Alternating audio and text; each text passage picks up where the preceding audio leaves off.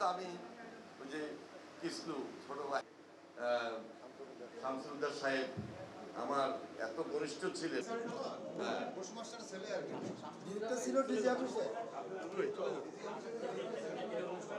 সেটা পাওয়ার তার মধ্যে এই যে আজকে কিডনি হেলথ কেয়ার ফাউন্ডেশন তারা যে ডায়ালিসিসের আয়োজন করেছেন, আমি জিজ্ঞেস করলাম যে আপনারা একটা ডায়ালিসিস করতে কেমন টাকা নেবেন।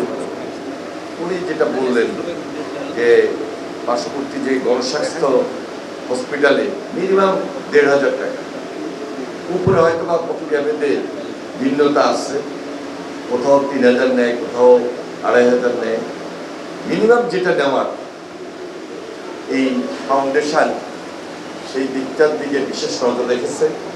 আমি আন্তরিকভাবে মোবারকবাদ জানাই এবং তাদের এই উদ্যোগের কারণে, এবং খুবই এক্সপার্ট আমাদের অত্যন্ত সম্মানিত ডাক্তার জাহাঙ্গীর সাহেব, তিনি আপনাদের এই ফাউন্ডেশনের সঙ্গে দায়িত্ব নিয়ে ফর পিপল জড়িত আছেন।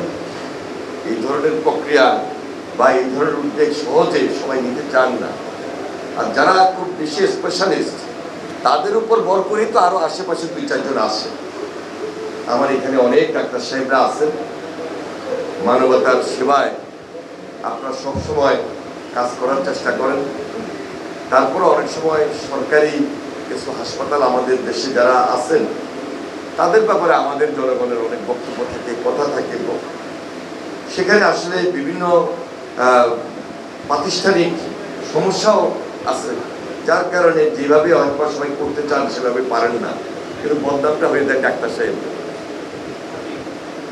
তো যাই হোক, আমরা সবাই মিলে যদি সব দিকে খেয়াল রাখি, খোঁজখবর রাখি, আজকে আমরা যেটা শুরু করেছি আমার মনে হয় শেষ বেলাটা ভালো হবে।